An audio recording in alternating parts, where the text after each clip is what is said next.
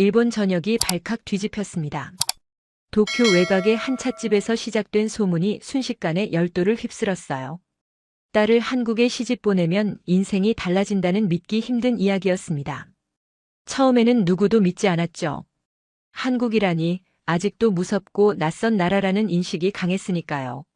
하지만 56살 평범한 주부 스즈에는 달랐습니다. 33 된 딸이 한국 남자와 결혼하겠다고 선언했을 때 그녀는 직접 확인하기로 결심했어요.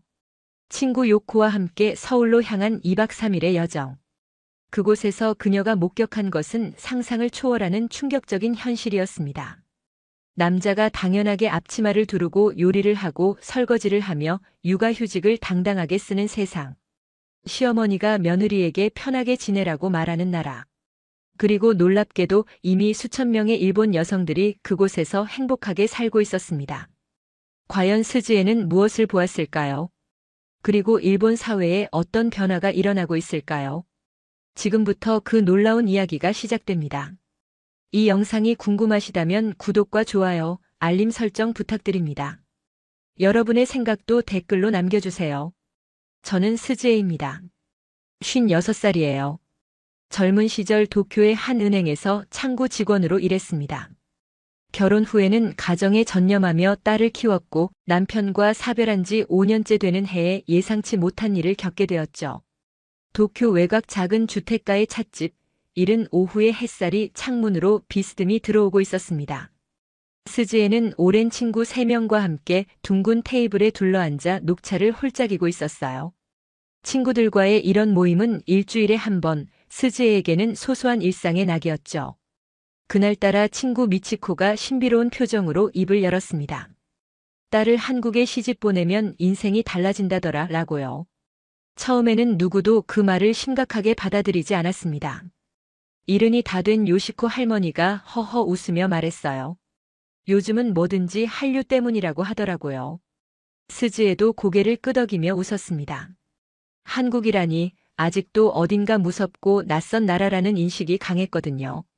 하지만 미치코의 말은 거기서 끝나지 않았습니다. 자신의 딸 친구가 실제로 서울에서 결혼해서 살고 있는데 지난주에 도쿄에 잠깐 왔을 때 완전히 다른 사람처럼 밝아져 있더라는 겁니다. 예전에는 늘 지쳐 보이고 우울해하던 아이였는데 이번에 보니 표정부터가 달랐다고 했어요. 남편이 집안일을 같이 하고 육아도 반반씩 나눈다고 하더랍니다. 스즈에는 그 말을 들으면서도 반신반의했습니다. 한국 남자들이 집안일을 한다니 믿기지 않았거든요. 일본 남자들도 요즘은 좀 달라졌다고는 하지만 스즈에가 결혼 생활을 했던 25년 동안 남편이 설거지를 한 건 손에 꼽을 정도였으니까요. 하물며 한국은 더 보수적이라고만 알고 있었는데 말이죠. 그런데 이상한 일이 벌어졌습니다. 그날 이후로 비슷한 이야기가 여기저기서 들려오기 시작한 겁니다. 다음 주 모임에서는 케이코가 말했어요. 자기 조카딸이 부산에 사는 한국인과 결혼했는데 시댁 식구들이 너무나 따뜻하게 대해준다고요. 명절에도 며느리 보고 요리하라는 소리가 없고 오히려 쉬라고 한대요. 그 다음 주에는 또 다른 친구 토모코가 이야기했습니다. 동네 슈퍼마켓 사장님 딸이 서울의 어느 대기업 직원과 결혼했는데 신혼집을 남자 쪽에서 전부 마련해줬다는 거예요. 소문은 점점 더 구체적으로 변했습니다. 처음에는 그저 흘러가는 이야기였던 것이 어느새 실제 사례들로 쌓여가고 있었어요. 스즈에는 이상하다고 느꼈습니다. 이게 정말 사실일까 아니면 그냥 운이 좋은 몇몇 사례일 뿐일까요? 그러던 어느 날 저녁 딸 아야가 조심스럽게 말을 꺼냈습니다. 엄마, 저 결혼하려고 해요. 스즈에는 깜짝 놀랐지만 동시에 기뻤습니다. 33살이 된 딸이 드디어 좋은 사람을 만났구나 싶었거든요. 상대가 어떤 사람이냐고 물었을 때 아야의 대답은 예상 밖이었어요. 한국 사람이라고요. 순간 머릿속이 하얘졌습니다. 방금 전까지 친구들과 나눴던 그 이야기들이 스쳐 지나갔어요. 설마 우리 딸이, 내 딸이 그 소문의 주인공이 되는 건가요? 스즈에는 당황한 마음을 애써 숨기며 물었습니다. 한국 남자라니 어떻게 만났냐고요? 아야는 차분하게 설명했어요. 회사 프로젝트로 서울지사와 협업하다가 알게 됐고 1년 반 정도 연애를 했다고 했습니다. 스즈에는 복잡한 심정이었어요. 한편으로는 딸의 행복을 바라는 마음이 컸지만 다른 한편으로는 불안했습니다. 한국이라는 나라는 여전히 낯설었고 TV 뉴스에서 본 날카로운 정치 대립 장면들이 떠올랐거든요. 게다가 언어도 다르고 문화도 다른데 딸이 그곳에서 잘 적응할 수 있을까요? 아야는 엄마의 표정을 읽었는지 말했습니다. 엄마, 직접 만나보면 달라요. 정말 좋은 사람이에요. 그리고 한국이 엄마가 생각하는 것만큼 무섭거나 불편한 곳이 아니라고요. 스즈에는 대답 대신 고개를 끄덕였지만 마음속으로는 여전히 확신이 서지 않았습니다. 그날 밤 잠자리에 누웠지만 잠이 오지 않았어요. 창밖을 내다보니 보름달이 환하게 떠 있었습니다. 스즈에는 생각했어요. 내가 너무 편견을 가지고 있는 건 아닐까? 아니면 정말로 조심해야 하는 걸까? 친구들이 했던 말들이 계속 맴돌았습니다. 딸을 한국에 시집 보내면 인생이 달라진다는 그 소문, 과연 진짜일까요? 머릿속이 복잡했습니다. 스즈에는 평생 조심스럽게 살아온 사람이었거든요. 큰 모험을 한다거나 낯선 것에 뛰어드는 성격이 아니었어요. 그런 자신이 이제 딸의 선택 앞에서 어떤 태도를 취해야 할지 갈피를 잡을 수 없었습니다. 과연 이 선택이 딸에게 행복을 줄까요? 아니면 후회를 안겨줄까요? 다음 날 아침 스즈에는 결심했습니다. 직접 확인해야겠다고요. 소문만 듣고 판단할 수는 없었어요. 딸의 인생이 걸린 문제니까요. 친구 요코에게 전화를 걸었습니다. 요코는 스즈에의 가장 오랜 친구로 항상 솔직하고 직설적인 사람이었어요. 스즈에가 상황을 설명하자 요코는 단번에 말했습니다. 그럼 우리 직접 가보자고요. 서울에 가서 두 눈으로 똑똑히 확인해야 한다고요. 그렇게 스즈에의 예상치 못한 여정이 시작되었습니다. 아야가 방으로 들어간 후 저는 거실 소파에 멍하니 앉아 있었습니다. 텔레비전에서는 저녁 뉴스가 흘러나왔지만 귀에 들어오지 않았어요. 한국 남자와 결혼한다는 딸의 말이 머릿속을 계속 맴돌았습니다. 솔직히 말하면 두려웠어요. 한국이라는 나라에 대해 제가 아는 건 정말 별로 없었거든요. 텔레비전 드라마에서 본 화려한 모습들, 뉴스에서 접한 정치 뉴스들, 그리고 오래전 어르신들에게서 들은 이야기들이 전부였습니다.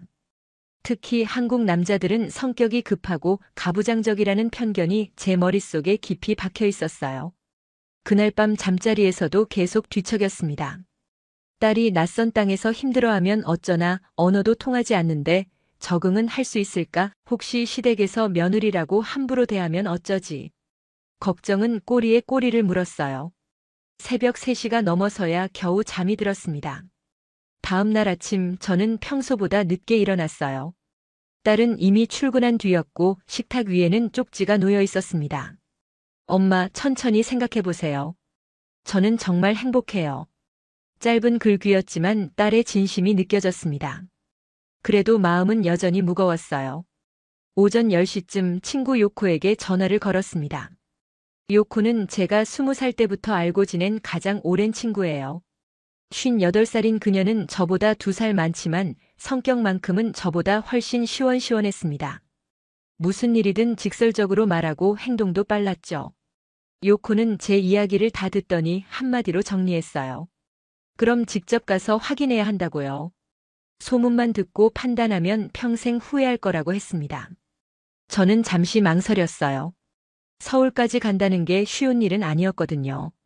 하지만 요코의 말이 맞았습니다. 이건 딸의 인생이 걸린 문제였으니까요. 요코가 제안했습니다. 자기도 같이 가겠다고요. 둘이서 가면 든든할 거라고 했어요. 사실 혼자 가기엔 너무 막막했던 터라 고마웠습니다. 우리는 그날 오후에 만나기로 했어요. 동네 카페에서 요코를 만났습니다. 그녀는 이미 태블릿을 꺼내 서울에 대한 정보를 검색하고 있었어요. 인천공항까지는 비행기로 2시간 반이면 충분하다고 했습니다. 호텔도 생각보다 저렴하고 지하철이 잘 되어 있어서 이동도 편하다더군요. 저는 조심스럽게 물었습니다. 한국말을 하나도 못하는데 괜찮을까요? 요코가 웃으며 말했어요. 요즘은 번역 앱도 좋고 관광지에는 일본어 안내도 많다고요. 게다가 아야가 있으니 걱정할 필요 없다고 했습니다. 그날 저녁 딸에게 말했습니다. 엄마가 서울에 가보고 싶다고요. 직접 보고 판단하고 싶다고 했어요. 아야의 얼굴이 환해졌습니다. 정말이냐고 물으며 기뻐했어요. 다음 주말에 오면 자기가 안내해 주겠다고 했습니다. 예비 신랑도 소개시켜 주겠다고요. 그 순간 제 마음속에서 뭔가 흔들렸습니다. 불안함도 있었지만 동시에 묘한 기대감도 생겼어요. 과연 한국은 어떤 곳일까? 딸이 그렇게 좋아하는 이유가 뭘까? 친구들이 말한 그 변화가 정말 사실일까? 이틀 후 요코와 저는 여행사를 찾아갔습니다. 직원은 친절하게 서울 여행 패키지를 설명해 줬어요. 하지만 우리는 패키지 대신 항공권과 호텔만 따로 예약하기로 했습니다. 딸이 안내를 해줄 테니까요. 비행기표는 다음 주 금요일 오전 6시 출발편으로 끊었어요. 호텔은 강남이라는 곳에 있는 비즈니스 호텔로 정했습니다. 딸이 사는 곳에서 가깝다고 했거든요. 2박 3일 일정이었어요. 예약을 마치고 나오면서 요코가 말했습니다. 드디어 진실을 알게 되는구나 라고요. 저도 고개를 끄덕였습니다. 이제 며칠만 지나면 제가 직접 보고 느낄 수 있을 테니까요. 집으로 돌아오는 길 편의점에 들러 한국 여행 가이드북을 샀습니다. 그날 밤 침대에 누워 책장을 넘겼어요. 서울의 고궁들, 현대적인 건물들, 맛있어 보이는 음식들이 사진으로 가득했습니다. 생각보다 깨끗하고 세련된 도시 같았어요. 가이드북을 보다가 문득 이런 생각이 들었습니다. 제가 한국에 대해 너무 모르고 있었던 건 아닐까요? 막연한 편견만 가지고 있었던 건 아닐까? 딸은 분명히 뭔가를 보고 느꼈을 겁니다. 그래서 이런 결정을 한 거겠죠. 다음 날부터 저는 조금씩 한국에 대해 공부하기 시작했어요. 인터넷으로 서울의 모습을 찾아봤고 한국 드라마도 한두 편 봤습니다. 요코도 마찬가지였어요. 우리는 매일 전화로 정보를 주고받았습니다. 특히 놀라웠던 건 한국의 육아 문화였어요. 아빠들이 적극적으로 육아에 참여하고 육아휴직을 쓰는 남자들도 많다고 했습니다. 일본에서는 상상하기 힘든 풍경이었죠. 정말 그럴까 싶으면서도 한편으로는 기대가 됐어요. 출발 이틀 전밤 저는 캐리어를 꺼내 짐을 싸기 시작했습니다. 옷가지와 세면도구 그리고 딸에게 줄 선물을 챙겼어요. 딸이 좋아하는 교토 과자 세트였습니다. 짐을 싸면서 문득 깨달았어요. 제가 지금 하려는 건 단순한 여행이 아니라는 걸요. 이건 딸의 미래를 확인하러 가는 여정이었습니다. 그리고 어쩌면 제 자신의 편견과 맞서는 시간이 될지도 모른다는 생각이 들었어요. 출발 전날 밤 아야가 말했습니다. 엄마 열린 마음으로 봐주세요. 그리고 준호 오빠를 믿어주세요. 준호는 예비 사위의 이름이었어요. 저는 대답 대신 딸의 손을 꼭 잡았습니다. 내일이면 모든 게 분명해질 테니까요. 드디어 금요일 새벽이 밝았습니다. 요코와 저는 나리타 공항에서 만나기로 했어요. 비행기 출발 2시간 전인 새벽 4시에 공항에 도착했습니다. 요코는 이미 와 있었어요. 우리는 체크인을 마치고 출국장으로 향했습니다. 탑승 게이트 앞에 앉아 기다리는 동안 요코가 말했습니다. 스즈에 긴장되지 않냐고요. 저는 솔직하게 대답했어요. 긴장되지만 동시에 궁금하다고요. 과연 우리가 무엇을 보게 될지 말이에요. 탑승 안내 방송이 나왔습니다. 우리는 자리에서 일어나 비행기로 향했어요. 좌석에 앉아 안전벨트를 매는 순간 제 심장이 두근거리기 시작했습니다. 이제 곧 서울입니다. 딸이 선택한 그 도시로 가는 겁니다. 비행기가 활주로를 달리며 도쿄의 불빛이 멀어졌습니다. 2시간 반은 생각보다 짧게 지나갔어요. 잠깐 졸다 보니 착륙 안내 방송이 나왔습니다. 인천국제공항 활주로에 바퀴가 닿는 순간 저는 깊게 숨을 들이마셨어요. 공항 안으로 들어서자 말문이 막혔습니다. 생각보다 훨씬 넓고 깨끗했거든요. 천장이 높고 환했어요. 요코도 놀란 표정으로 주변을 둘러봤습니다. 입국 심사대로 가는 길에 직원이 일본어로 말을 걸더군요. 좋은 여행 되시라는 인사에 저는 깜짝 놀랐어요. 짐을 찾아 나오니 저 멀리서 아야가 손을 흔들고 있었습니다. 딸 옆에 키 큰 남자가 서 있었어요. 준호였죠. 아야가 달려와 저를 안았습니다. 엄마 오셨어요. 딸의 목소리는 밝고 힘차 보였어요. 표정도 예전보다 훨씬 밝았습니다. 준호가 조심스럽게 다가왔습니다. 어머님 처음 뵙겠습니다.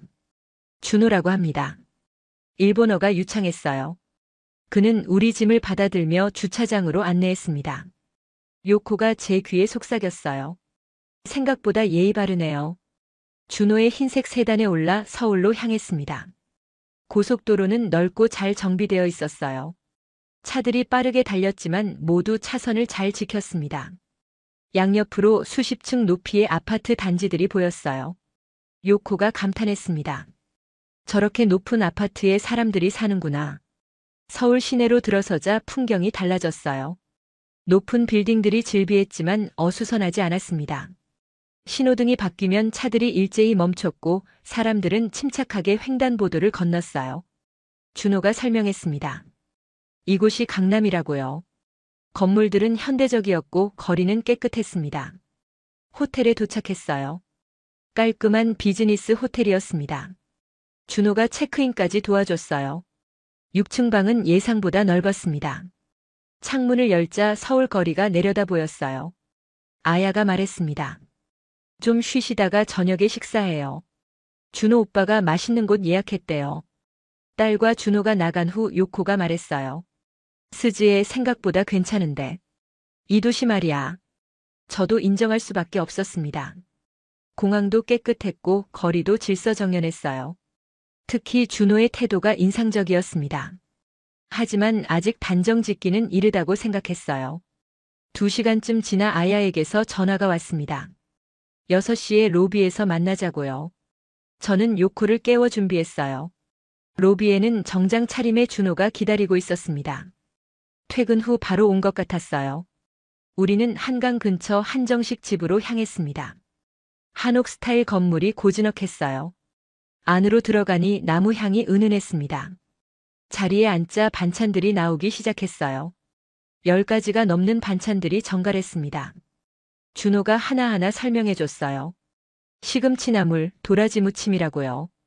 일본어로 친절하게 설명하는 그의 모습에 마음이 조금씩 누그러졌습니다. 메인 요리인 갈비찜이 나왔어요. 첫 맛은 놀라웠습니다. 부드럽고 양념이 깊었어요. 요코도 맛있다며 연신 젓가락을 움직였습니다. 식사 중 준호와 이야기를 나눴어요. 35살로 IT 회사에 다니고 부모님은 부산에 계신다고 했습니다. 차분하고 성실해 보였어요. 무엇보다 아야를 대하는 태도가 인상적이었습니다. 늘 아야를 먼저 배려하고 그녀의 말에 귀 기울였어요. 식사가 끝나갈 무렵 준호가 조심스럽게 말했습니다. 어머님, 내일 저희 집에 오시겠어요? 부모님께서 꼭 뵙고 싶어 하신대요. 저는 잠시 망설이다 고개를 끄덕였습니다. 어차피 만나야 할 사람들이었으니까요. 호텔로 돌아오는 길 창밖의 야경을 보며 생각했어요. 오늘 본 서울은 제 예상과 많이 달랐습니다. 준호라는 사람도 마찬가지였어요. 하지만 아직 확신할 수는 없었습니다. 내일을 더 지켜봐야겠다고 생각했습니다. 호텔 방에 돌아와 침대에 앉았어요. 요코가 말했습니다. 오늘 하루 어땠냐고요? 저는 솔직하게 대답했어요. 생각보다 나쁘지 않았다고요. 아니, 좋았다고 했습니다. 요코도 고개를 끄덕였어요. 자기도 마찬가지라고 했습니다. 그날 밤 저는 조금 더 편안한 마음으로 잠들 수 있었어요. 다음 날 아침 9시 준호가 호텔로 마중을 왔습니다. 우리는 강북 아파트 단지로 향했어요. 준호와 아야가 사는 곳이었습니다. 15층 집은 햇살 가득하고 깨끗했어요. 아야가 말했습니다. 엄마 편하게 계세요. 준호 오빠가 아침 준비할게요. 저는 깜짝 놀랐어요. 준호가 앞치마를 두르고 주방으로 들어가 능숙하게 야채를 썰기 시작했습니다. 일본에서는 상상하기 힘든 광경이었어요. 20분 후 식탁에 계란말이, 샐러드, 베이컨, 미역국이 차려졌습니다. 저는 물었어요. 항상 이렇게 요리를 하냐고요. 준호가 웃으며 대답했습니다. 돌아가면서 한다고 오늘은 자기 차례였다고요. 아야가 덧붙였습니다. 엄마, 여기선 당연한 일이에요. 당연하다는 그 말이 제 가슴을 찔렀습니다. 저는 25년 결혼 생활 동안 남편이 요리하는 걸 본 적이 없었거든요. 그게 당연하다고 생각했었죠. 식사 후 준호가 자연스럽게 설거지를 했어요. 아야는 커피를 내렸습니다. 둘의 움직임이 자연스러웠어요. 요코가 물었습니다. 평일에도 이렇게 하냐고요. 준호가 고개를 끄덕였어요. 출근 전 설거지 정도는 당연히 한다고요. 거실에서 커피를 마시며 이야기를 나눴습니다. 준호는 회사 육아휴직 제도가 잘 되어 있다고 했어요. 남자 직원들도 많이 쓰고 팀장님도 석 달간 다녀왔다고요. 저는 놀랐습니다. 일본에서는 거의 불가능한 일이었거든요. 오후 1시쯤 준호 부모님이 부산에서 도착했습니다. 준호 어머니가 제 손을 꼭 잡으며 말했어요. 아야를 잘 키우셨다고 좋은 딸을 만나 기쁘다고 하셨습니다. 며느리 부모를 이렇게 반갑게 맞아주다니요. 점심 후 준호 아버지가 말했습니다. 요즘 남자들도 집안일을 많이 한다고 자기도 퇴직 후 요리를 배워 아내를 돕는다고 하셨어요. 준호 어머니가 웃으며 거들었습니다. 처음엔 서툴렀지만 지금은 제법이라고요. 저는 부러웠습니다. 오후 3시쯤 준호 부모님이 KTX 시간 때문에 먼저 일어나셨어요. 떠나기 전 준호 어머니가 말했습니다. 아야를 딸처럼 아끼겠다고요. 그 말에 저는 코끝이 찡했습니다. 저녁 6시 아야가 저녁 준비를 시작했어요. 오늘은 아야 차례라고 했습니다. 준호는 옆에서 야채를 썰며 도왔어요. 둘이 주방에서 웃으며 이야기하는 모습이 보기 좋았습니다. 저녁은 된장찌개와 제육볶음이었어요. 아야의 솜씨가 제법이었습니다. 준호가 많이 가르쳐줬다고 하더군요. 식사 후 준호가 말했습니다. 어머님들은 쉬시라고 자기들이 설거지하겠다고요. 거실에서 요코가 속삭였습니다. 스즈에 여기는 정말 다르네. 남자들이 저렇게 당연하게 집안일을 하다니. 저도 고개를 끄덕였어요. 오늘 본 것들이 머릿속을 계속 맴돌았습니다. 9시쯤 호텔로 돌아왔습니다. 방에 들어와 앉으니 하루가 꿈 같았어요. 요코가 물었습니다. 어떻게 생각하냐고요? 저는 솔직하게 대답했어요. 충격적이었다고요. 제가 당연하다고 믿어온 것들이 사실은 당연한 게 아니었을지도 모른다는 생각이 들었습니다. 남자는 일만 하고 여자는 집안일을 도맡는 게 당연한 줄 알았어요. 하지만 여기서는 달랐습니다. 둘이 함께 일하고 함께 집안일을 했어요. 요코가 말했습니다. 아야가 행복해 보이더라고요. 예전보다 훨씬 밝아 보인다고 했어요. 저도 느꼈습니다. 딸의 얼굴에서 여유와 행복이 보였어요. 그날 밤 저는 오래 잠들지 못했습니다. 창밖의 야경을 보며 생각했어요. 내가 딸에게 물려준 가치관이 혹시 잘못된 건 아니었을까? 여자는 희생해야 한다고, 남편을 잘 섬겨야 한다고 가르쳤던 게 옳았을까? 준호를 보면서 깨달았습니다. 남자도 얼마든지 집안일을 할 수 있다는 걸요. 아니, 해야 한다는 걸요. 그게 평등이고 존중이라는 걸 이제야 알게 되었습니다. 늦었지만 다행이었어요. 내일은 아야가 일본 주부 모임에 데려가 준다고 했습니다. 서울에 사는 일본 여성들을 만난다고 하더군요. 저는 기대가 되면서도 궁금했어요. 다른 일본 엄마들은 어떻게 생각할까요? 그들도 저처럼 놀라고 감동받았을까요? 아니면 이미 이런 삶에 익숙해진 걸까요? 다음 날 오후 2시 아야가 저와 요코를 데리고 강남의 한 카페로 갔습니다. 고급스러운 인테리어의 카페였어요. 2층 단체 룸을 예약해뒀다고 하더군요. 계단을 올라가니 이미 15명 정도의 여성들이 앉아 있었습니다. 아야가 소개했어요. 엄마, 이분들이 서울에 사는 일본 분들이에요. 모두 한국 남자와 결혼해서 여기서 살고 계세요. 여성들이 일제히 인사했습니다. 처음 뵙겠습니다. 편하게 앉으세요. 자리에 앉으니 한 분이 먼저 말을 꺼냈어요.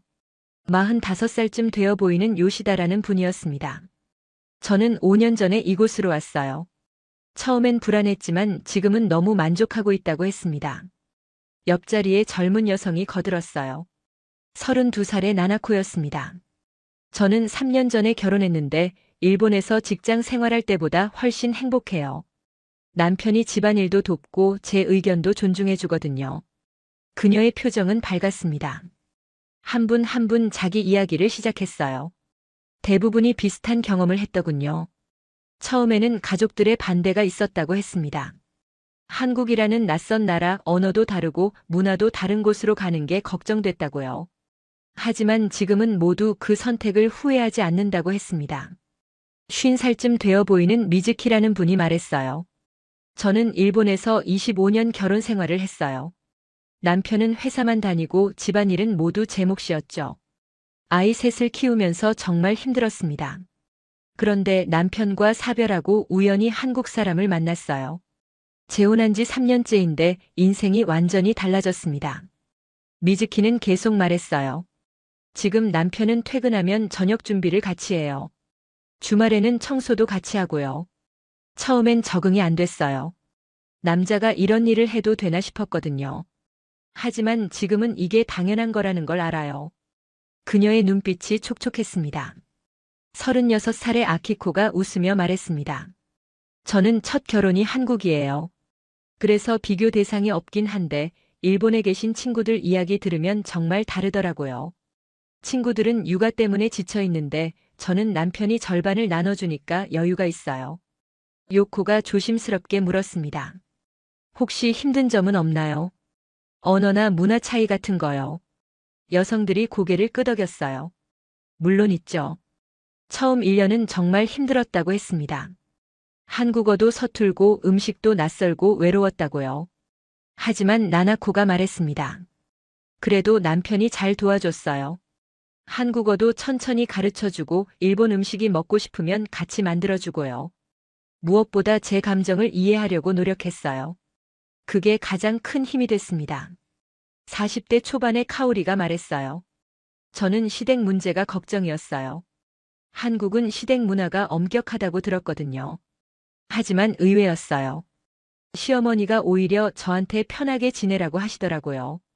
명절에도 며느리 보고 부엌일 하라는 소리가 없었어요. 요시다가 거들었습니다. 맞아요. 요즘 한국은 많이 변했어요. 특히 젊은 세대는 더 그렇고요. 남편들이 아내를 동등한 파트너로 여겨요. 제가 일본에서 경험했던 것과는 완전히 달라요. 한 분이 구체적인 예를 들었어요. 저희 남편은 아이가 아플 때 회사에 당당히 말하고 조퇴해요. 육아는 엄마만의 일이 아니라고 생각하거든요. 그런 남편을 보면서 제가 얼마나 존중받고 있는지 느껴요. 미즈키가 말했습니다. 일본에서는 남편이 육아휴직을 쓴다는 게 거의 불가능하잖아요. 회사에서도 눈치 주고 주변에서도 이상하게 봐요. 하지만 여기는 달라요. 남자들도 당당하게 육아휴직을 써요. 젊은 유카가 스마트폰을 꺼내 보여줬어요. 남편이 아이랑 공원에서 찍은 사진이었습니다. 남편은 매주 토요일 오전을 아이랑 보내요. 저는 그 시간에 친구들을 만나거나 쉬어요. 서로 시간을 존중해주는 거죠. 저는 너클 잃고 듣고 있었어요. 이 여성들의 이야기는 제가 상상했던 것 이상이었습니다. 단순히 한국 생활이 좋다는 게 아니라 인생 자체가 달라졌다는 이야기였거든요. 카오리가 말했습니다. 물론 모든 한국 남자가 다 이런 건 아니에요. 하지만 적어도 젊은 세대는 확실히 다릅니다. 평등과 존중이 기본이에요. 아내를 집안일 하는 사람으로만 보지 않아요. 1시간 남짓 이야기를 나누다 보니 저는 확신하게 됐습니다. 이것은 단순한 소문이 아니라 현실이구나. 수십 명, 아니 어쩌면 수백 명, 수천 명의 일본 여성들이 이곳에서 새로운 삶을 살고 있구나. 요시다가 마지막으로 말했어요. 스즈에 씨, 처음에는 불안하실 거예요. 저도 그랬으니까요. 하지만 한 가지는 확실해요. 딸분이 행복할 거예요. 여기는 여자도 사람으로 존중받는 곳이니까요. 그 말이 제 가슴 깊이 박혔습니다. 여자도 사람으로 존중받는다. 당연한 말 같지만 저는 그런 대우를 받아본 적이 없었어요. 남편을 섬기고 아이를 키우고 집안일을 도맡는 게 여자의 역할이라고만 생각했으니까요. 모임이 끝나고 카페를 나오는데 요코가 말했습니다. 스즈에 우리가 틀렸던 것 같아. 한국이 이렇게 좋은 곳인 줄 몰랐어. 저도 고개를 끄덕였어요. 제 편견이 얼마나 깊었는지 깨달았습니다. 차를 타고 호텔로 돌아오는 길 저는 창밖을 보며 생각했어요. 딸 아야가 이곳을 선택한 이유를 이제야 알 것 같았습니다. 단순히 사랑하는 사람이 있어서가 아니라 자신을 존중받을 수 있는 곳이기 때문이었구나. 그날 밤 호텔방에서 요코와 이야기를 나눴어요. 우리 세대는 어쩌면 희생을 당연하게 여기며 살았던 것 같다고요. 하지만 우리 딸들은 달라야 한다고요. 행복할 자격이 있다고요. 요코가 말했습니다. 내일이 서울에서의 마지막 날이네. 저는 고개를 끄덕였어요. 짧은 2박 3일이었지만 제 인생관이 완전히 바뀐 시간이었습니다. 이제 일본으로 돌아가면 뭘 해야 할까요? 주변 사람들에게 이 이야기를 해야 할까요? 카페를 나오며 요코가 저를 붙잡았습니다. 스즈에 잠깐만. 저기 저분께 물어보고 싶은 게 있어. 요코는 카오리에게 다가갔어요. 조심스럽게 물었습니다. 혹시 이렇게 모이는 분들이 많나요? 서울에만 이렇게 계신 건가요? 카오리가 웃으며 대답했습니다. 아니에요. 서울만이 아니에요. 부산, 대구, 인천, 심지어 지방 소도시에도 일본 여성들이 많이 살고 있어요. 저희 같은 모임이 전국에 수십 개는 될 거예요. 요코의 눈이 커졌습니다. 수십 개요. 옆에 있던 요시다가 거들었어요. 제가 아는 결혼정보사 관계자분 말로는 도쿄 본사에서만 올해 1000명이 넘는 일본 여성이 한국 남성과 결혼했대요. 작년에는 800명 정도였는데 올해는 더 늘었다고 하더라고요. 저는 깜짝 놀라 물었습니다. 1000명이요. 한 해예요. 요시다가 고개를 끄덕였어요. 네, 도쿄만요. 오사카나 나고야 쪽도 비슷하대요. 지금은 거기서도 한국행 설명회가 정기적으로 열리고 있다고 합니다. 미즈키가 스마트폰을 꺼내 보여줬어요. 화면에는 어느 결혼정보사의 광고가 떠 있었습니다. 한국 남성과의 행복한 만남이라는 문구가 크게 적혀 있었어요. 요즘은 이런 광고를 자주 볼 수 있다고 했습니다. 나나코가 말했어요. 제 일본 친구들도 관심 있어 해요. 저보고 어떠냐고 물어보는 친구가 한둘이 아니에요. 실제로 작년에 제 친구들도 이곳으로 왔어요. 지금 부산이랑 대전에 살고 있어요. 요코가 믿기지 않는다는 표정으로 물었습니다. 정말 그렇게 많은 일본 여자들이 한국으로 오고 있다고요? 이게 유행인가요? 아키코가 웃으며 대답했어요. 유행이라기보다는 이제 선택지가 된 거죠. 일본에서 힘들게 살기보다 여기서 존중받으며 사는 게 낫다는 걸 많은 사람들이 알게 된 거예요. 카오리가 덧붙였습니다. SNS 영향도 커요. 인스타그램이나 유튜브에 한국 생활 올리는 일본 여성들이 많거든요. 그걸 보고 관심 갖는 사람들이 늘어나고 있어요. 실제로 저도 유튜브 채널 하나 운영하는데 구독자가 2만 명이 넘어요. 저는 멍하니 그 말들을 듣고 있었습니다. 1000명, 수천 명. 제가 두려워하고 망설였던 그 선택을 이미 수천 명의 일본 여성들이 하고 있었던 거예요. 그리고 그들 대부분이 만족하며 살고 있다는 겁니다. 요시다가 말했어요. 작년에 도쿄에서 한일 국제 결혼 세미나가 열렸는데 200명 정원이 하루 만에 마감됐대요. 그만큼 관심이 많다는 거죠. 이제는 한국 남성과의 결혼이 특별한 게 아니라 하나의 현실적인 선택이 된 거예요. 미즈키가 조심스럽게 말했습니다. 물론 모든 게 완벽한 건 아니에요. 문화 차이도 있고 적응하는 게 쉽지만은 않아요. 하지만 적어도 여기서는 여자라는 이유로 무시당하거나 희생을 강요받지 않아요. 그게 가장 큰 차이예요. 유카가 말했습니다. 일본에서는 아무리 일을 열심히 해도 결국 결혼하고 나면 집안일은 여자 몫이잖아요. 육아도 시부모 모시는 것도 전부 며느리 몫이고요. 하지만 여기는 달라요. 남편이 반은 나눠 가져요. 나나코가 구체적인 예를 들었어요. 제 남편 회사에는 육아휴직 중인 남자 직원이 5명이나 돼요. 팀장급도 2명 있고요. 회사에서도 당연하게 여겨요. 일본에서는 상상도 못할 일이죠. 아키코가 말했습니다. 한국 정부에서도 남성 육아휴직을 장려하고 있어요. 육아휴직 급여도 잘 나오고 회사에서도 눈치 안 줘요. 실제로 남편 친구들 중에 육아휴직 안 쓴 사람이 더 적을 정도예요. 카오리가 스마트폰을 다시 꺼냈어요. 한국통계청 자료라고 했습니다. 화면에는 그래프가 보였어요. 남성 육아휴직 사용률이 매년 증가하고 있다는 자료였습니다. 작년에는 3만 명이 넘는 남성이 육아휴직을 썼다고 하더군요. 요시다가 말했어요. 이게 단순히 제도만 있는 게 아니라 실제로 쓰는 사람이 많다는 게 중요해요. 일본도 제도는 있지만 실제로 쓰는 남자는 거의 없잖아요. 여기는 달라요. 당당하게 쓸 수 있어요. 저는 그제야 깨달았습니다. 이건 단순히 몇몇 사람들의 운 좋은 경험담이 아니라는 걸요. 사회 전체가 변화하고 있었던 겁니다. 남녀 평등, 육아 공동 분담, 가사 노동의 가치 인정. 이런 것들이 이곳에서는 당연한 문화로 자리 잡고 있었어요. 미즈키가 마지막으로 말했습니다. 스즈에 씨, 딸분이 좋은 선택을 하신 거예요. 이제 일본에서도 점점 이 사실을 알게 될 거예요. 이미 알고 있는 사람들이 수천 명이나 되니까요. 우리가 그 증인이에요. 카페를 완전히 나서며 저는 요코를 봤습니다. 그녀도 충격받은 표정이었어요. 우리는 한동안 말없이 걸었습니다. 머릿속이 복잡했어요. 이 모든 게 사실이라는 게 믿기지 않았지만 동시에 부인할 수도 없었습니다. 아야가 차로 안내하며 말했습니다. 엄마, 이제 좀 이해가 되세요. 제가 왜 이곳을 선택했는지요. 저는 고개를 끄덕였어요. 이해가 됐습니다. 아니, 이제야 제대로 이해하게 됐어요. 차를 타고 가면서 요코가 말했습니다. 스즈에, 우리가 너무 몰랐던 것 같아. 세상이 이렇게 변하고 있었는데 말이야. 저도 동의했어요. 우리는 일본이라는 작은 세계에 갇혀 있었던 거예요. 호텔에 도착해 방으로 들어가자마자 요코가 소파에 털썩 앉았습니다. 1000명, 수천 명.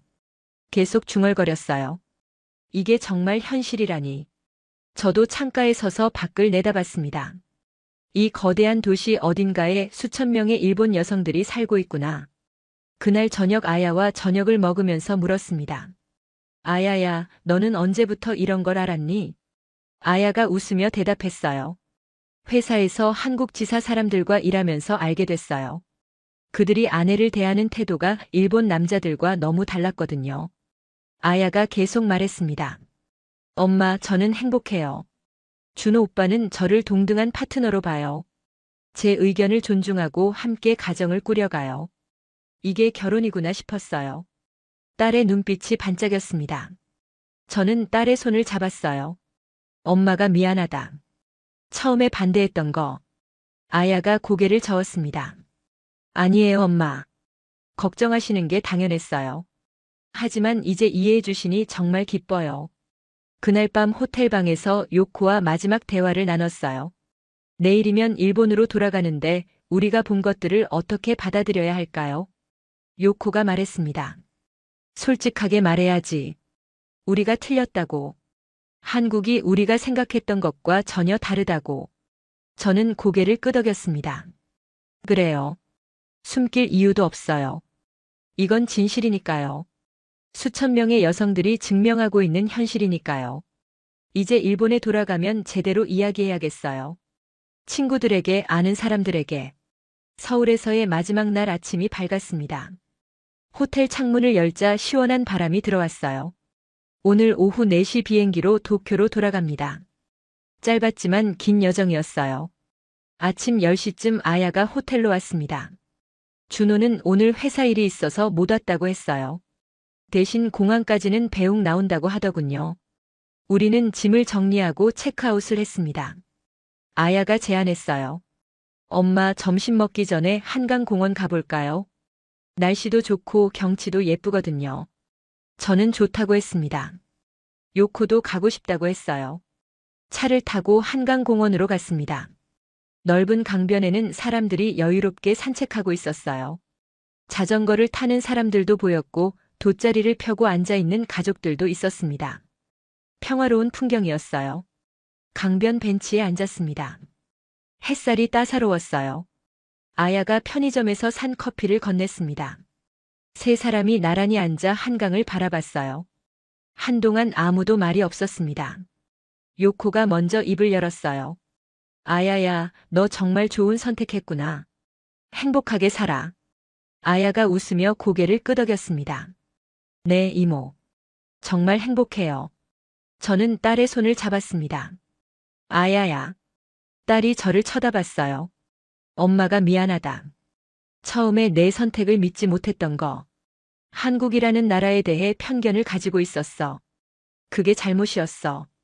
아야의 눈가가 촉촉해졌습니다. 엄마, 괜찮아요. 이해해요. 저도 엄마 입장이었다면 걱정했을 거예요. 낯선 나라니까요. 저는 고개를 저었어요. 아니야. 낯선 게 문제가 아니었어. 엄마가 세상을 너무 좁게 봤던 거야. 일본 방식만이 맞다고 생각했어. 여자는 희생해야 하고 남편을 섬겨야 한다고 믿었지. 하지만 그게 틀렸더구나. 딸이 조용히 들었습니다. 저는 계속 말했어요. 이틀 동안 여기서 본 것들이 엄마한테는 충격이었어. 준호가 당연하게 집안일 하는 모습, 부모님이 며느리를 존중하는 태도, 수천 명의 일본 여성들이 행복하게 사는 모습. 모든 게 엄마가 믿어왔던 것과 달랐어. 아야가 말했습니다. 엄마는 잘못한 게 없어요. 그냥 시대가 달랐던 거예요. 엄마 세대는 그렇게 사는 게 당연했으니까요. 저는 눈물이 핑 돌았어요. 아니야, 아야야. 그게 당연한 게 아니었어. 엄마가 그렇게 믿고 살았을 뿐이지. 사실 엄마도 힘들었어. 내 아빠는 좋은 사람이었지만 집안일은 거의 안 했어. 육아도 전부 엄마 몫이었지. 딸이 제 손을 꼭 잡았습니다. 엄마. 저는 엄마가 너무 대단하다고 생각해요. 그렇게 힘든 상황에서도 저를 잘 키워주셨잖아요. 저는 고개를 저었어요.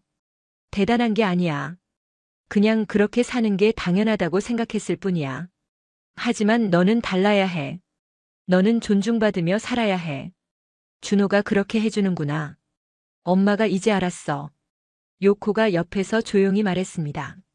스즈에 우리 세대가 희생하며 산 덕분에 우리 딸들은 다르게 살 수 있게 된 거야. 그것만으로도 의미가 있어. 저는 요코의 말에 위로받았습니다. 그래요.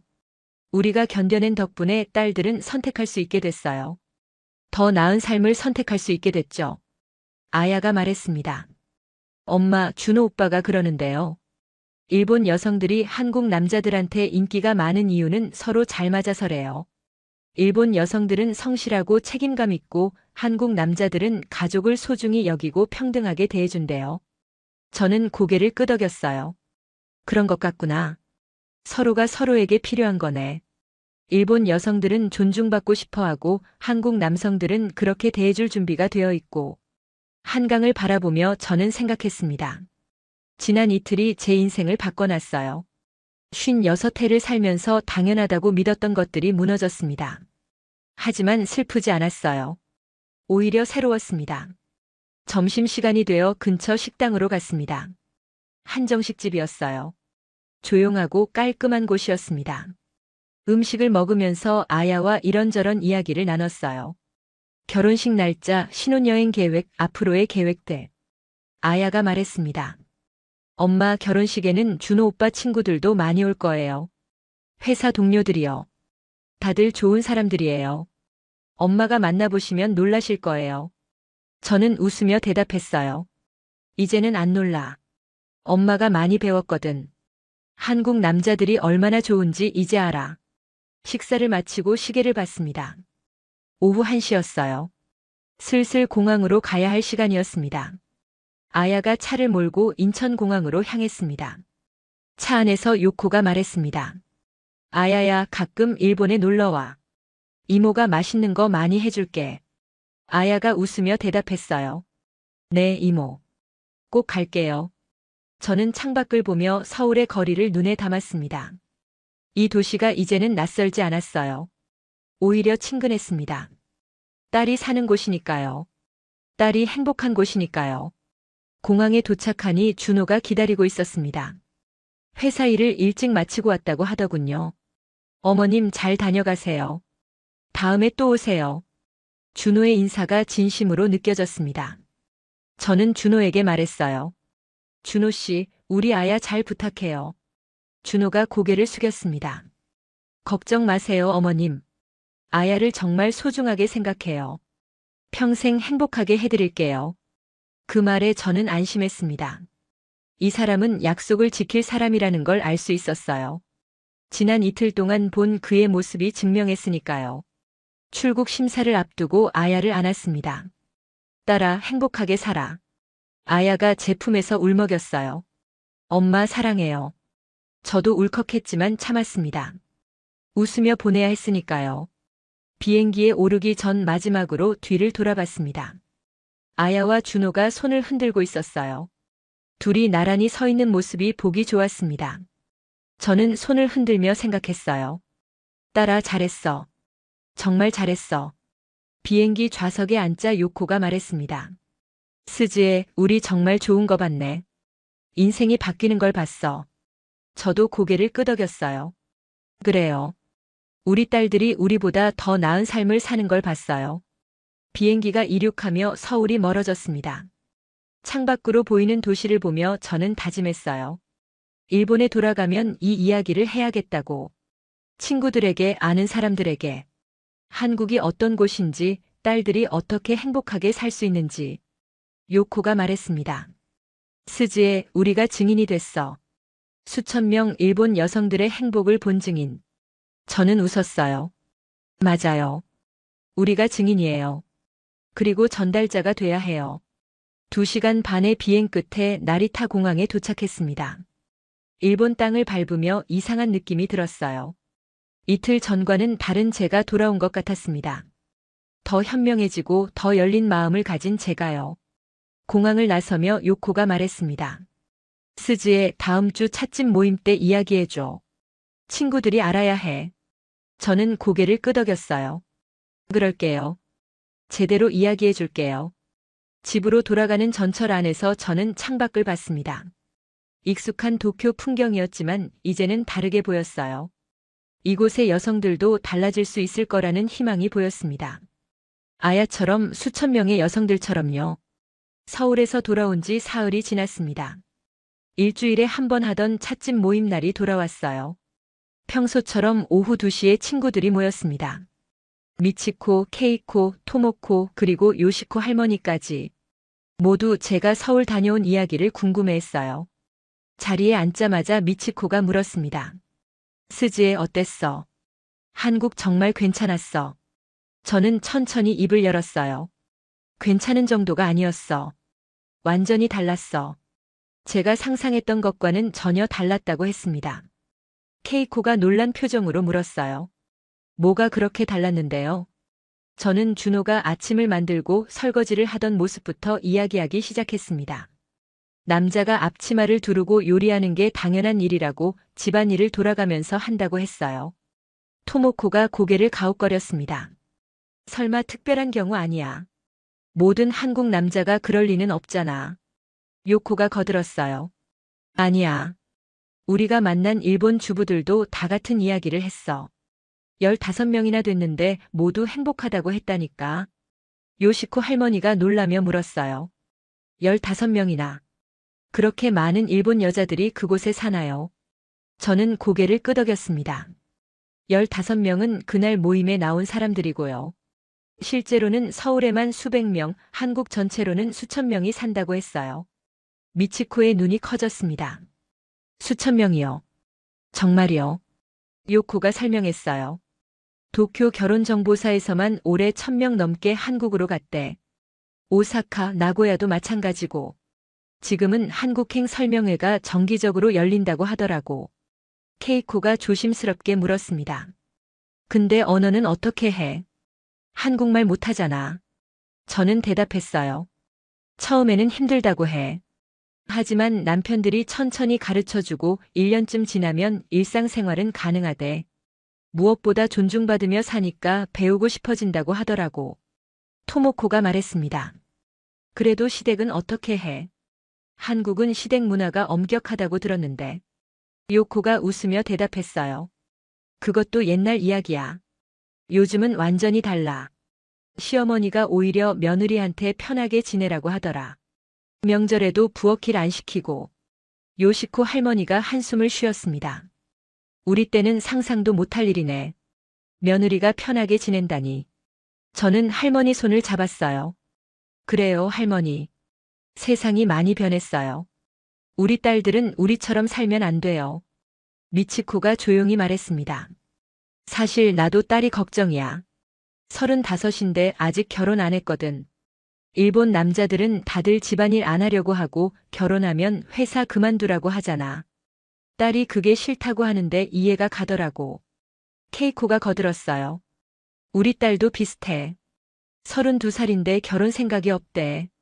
남자친구는 있는데 그 남자가 결혼하면 당연히 집안일은 여자가 한다고 생각하더래.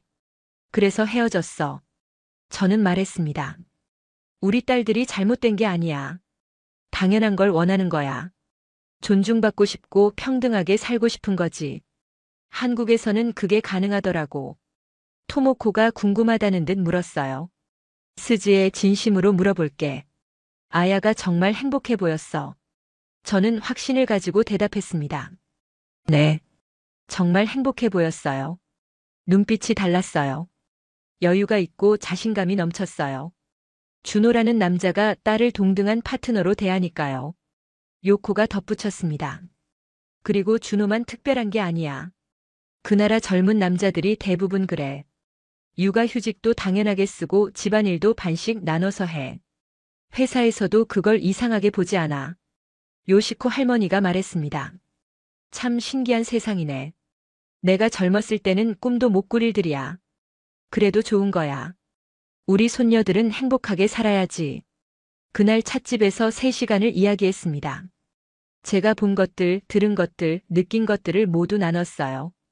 친구들은 놀라워하면서도 진지하게 들었습니다. 특히 딸이 있는 친구들은 더욱 귀 기울였어요. 모임이 끝나고 집으로 돌아오는 길이었습니다. 동네 커뮤니티 센터 게시판을 지나가다가 눈에 띄는 포스터를 봤어요. 한일문화교류협회 주최 한국 배우자 만남의 장이라는 제목이었습니다. 다음 주 토요일 오후 2시 시부야 커뮤니티 홀에서 열린다고 했어요. 저는 포스터를 한참 바라봤습니다.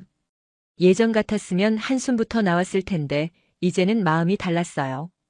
관심 있는 사람들에게 알려줘야겠다고 생각했습니다. 사진을 찍어서 미치코에게 보냈어요. 집에 도착해 거실에 앉았습니다. 커피를 한 잔 내려 마시며 창밖을 봤어요. 저녁 햇살이 창문으로 들어오고 있었습니다. 평화로운 풍경이었지만 제 마음은 더 이상 예전 같지 않았어요. 핸드폰이 울렸습니다. 아야였어요. 엄마 잘 지내세요. 오늘 준호 오빠랑 집들이 준비하고 있어요. 다음 달에 일본 가서 인사드릴게요. 딸의 목소리가 밝았습니다.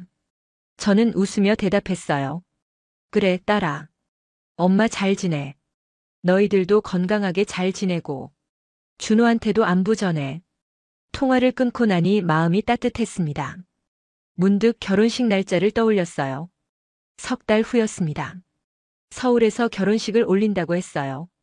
준호 가족들과 친척들, 그리고 일본에서 저희 가족과 친구들이 갈 예정이었습니다. 벌써부터 기대가 됐어요. 그날 밤 잠자리에 들기 전 일기를 썼습니다. 오랜만이었어요. 56해를 살면서 이렇게 큰 깨달음을 얻은 적이 없었다고 적었습니다. 한국이라는 나라가, 그리고 그곳에 사는 사람들이 제게 새로운 눈을 열어줬다고요. 다음 날 아침 미치코에게서 전화가 왔습니다. 스즈에 어제 보내준 그 포스터 말인데. 나도 가볼까 해. 딸한테도 권해볼까 싶어서. 저는 좋은 생각이라고 했어요. 같이 가자고 했습니다.